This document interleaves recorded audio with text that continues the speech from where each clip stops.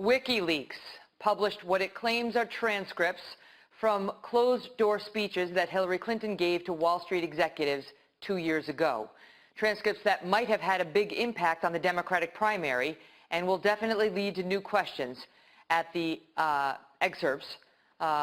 It will definitely lead to new questions at the debate on Sunday night. Now, the excerpts include Mrs. Clinton suggesting that Wall Street insiders are best equipped to help reform the financial sector. Wall Street insiders are. How do you think Bernie Sanders would feel about that? She also conceded that presidential candidates for either party must have tens of millions in contributions from New York to mount a competitive national campaign. Those are the wrong leads. Wait until you hear what she says. Trace Gallagher has got the breaking news with some of the highlights. Trace? Megyn, Hillary Clinton and her campaign have repeatedly refused to release the transcripts of her speeches, and political analysts say these leaked excerpts are likely the reason why, including where she apparently called Bernie Sanders supporters a, quote, bucket of losers.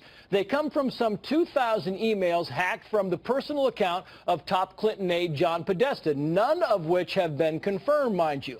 They show Clinton campaign researchers trying to flag Podesta about quotes that could be politically damaging. For example, one that says Clinton admits she's out of touch, referring to a speech she made at Goldman Sachs where she talked about her middle-class upbringing and went on to say, quoting, so I lived that, and now obviously I'm kind of far removed because the life I've lived and the economic, fortunes that my husband and I now enjoy. But I haven't forgotten it. Another red flag came in 2013, a speech to the National Multi-Housing Council where she said, quoting again, I mean, politics is like sausage being made. It is unsavory, and it always has been that way. But we usually end up where we need to be. But if everybody's watching, all of the backroom discussions and the deals, then people get a little nervous, to say the least. So you need both a public and a private position. The aides also flagged comments where Clinton is aware of the security concerns around BlackBerries, even admitting that everyone at the State Department was being hacked, even personal emails, quoting here again, at the State Department, we were attacked every hour, more than once an hour, by incoming efforts to penetrate everything we had. The emails also entailed comments indicating she supports the Keystone Pipeline, which she publicly opposes, how she favors single-payer or government-funded health care, how she thinks Wall Street insiders are what's needed to fix Wall Street, and why she supports lowering corporate tax rates and raising the Social Security age. For the record, of the $22 million she made from speeches after resigning as Secretary of State, $3 million came from Wall Street. So far, there has been no comment from the Clinton campaign. John Podesta thinks he was hacked by Russians trying to throw the election to Donald Trump. Megyn. Trace, thank you. Joining us now, Chris Direwalt and Howie Kurtz are back, plus David Wohl, who's an attorney and Trump supporter, and Matt Bennett, who's co-founder of Third Way and a former deputy assistant to President Clinton. Good to see you all. So, I don't know where to start. I'll start with this. My dream is a hemispheric common market with open trade and open borders, and what appears to be a reference to Bernie Sanders supporters, although all that's absolutely clear is it's people on the left, calling them bucket of losers. Bucket of losers, she refers to. Matt Bennett, I'll give it to you as a Democrat who worked for President Clinton about what this tells us about the Democratic nominee.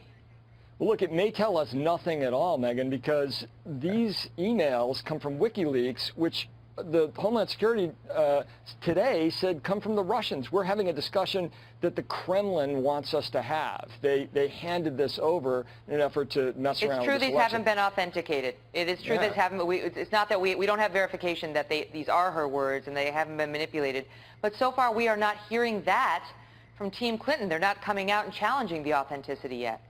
Well, no, but remember that something like 12,000 pages of John Podesta's emails were stolen and put up online by WikiLeaks. So that's a lot for them to get through in just a few hours, and I'm not surprised that they haven't commented on any particular thing.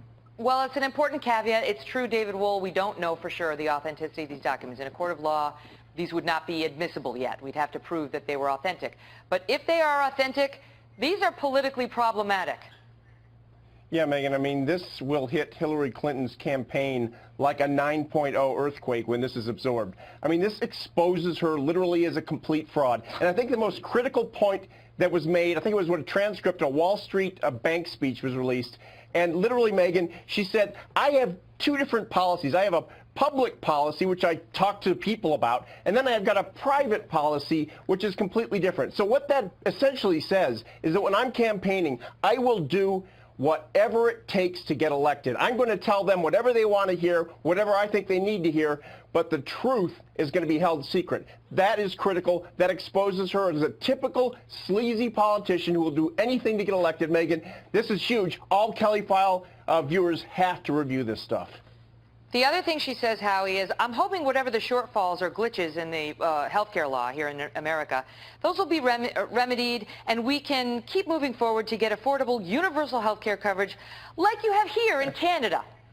So she's pushing for Canadian healthcare, open borders, open trade, and on top of all that, she acknowledges that the State Department emails are being hacked and that they were hacking people's personal emails while she was using personal email on a personal server and acting as her Secretary of State, talking about things that could endanger sources and methods and agents out in the field. Right.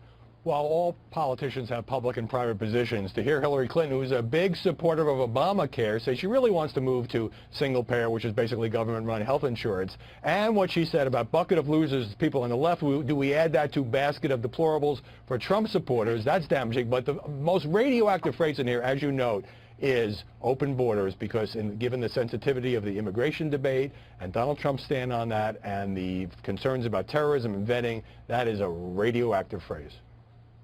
You know what, Steyerwalt? If you just saw this report, and any other night this would have been the lead of the show, right? These Hillary Clinton emails. But there's the matter of Donald Trump and women. And you'd have to think, wow, does Hillary Clinton have a mole at Access Hollywood who managed to release those tapes of Trump on the day that this stuff came out, which as far as we know she does not. But you know as well as I do that women's story, and I'm not saying it's not justified, but that women's story is going to dominate it's going to dominate. And this is going to be ignored by a lot of the mainstream press. Well, first, apparently the deplorables are drier than the losers, because the deplorables you can put in a basket, the losers go in a bucket. So apparently that's about the right vessel that you need for that group. Who does she like? Who's not a loser or a deplorable? Just the people who support her? The deplorable losers are, I guess, the Bernie Sanders supporters who have crossed over to vote for Trump, and they can go in a thermos inside a basket.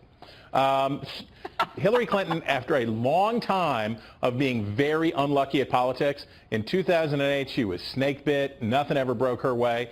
Man, she had a great day today. This comes out. Now, of course, it could be totally fake. The WikiLeaks, the Kremlin, dirtbaggery abounds, but it comes out on the same day that the government says, it's true, the Russians are trying to throw the election, and they ain't trying to throw it for her. That's the first thing that she's lucky about. But then, just before Julian Assange, and you can just see him like Dr. Evil tenting his fingers for the moment that he's going to hit send, that somebody at the Washington Post was like, oh, this is interesting.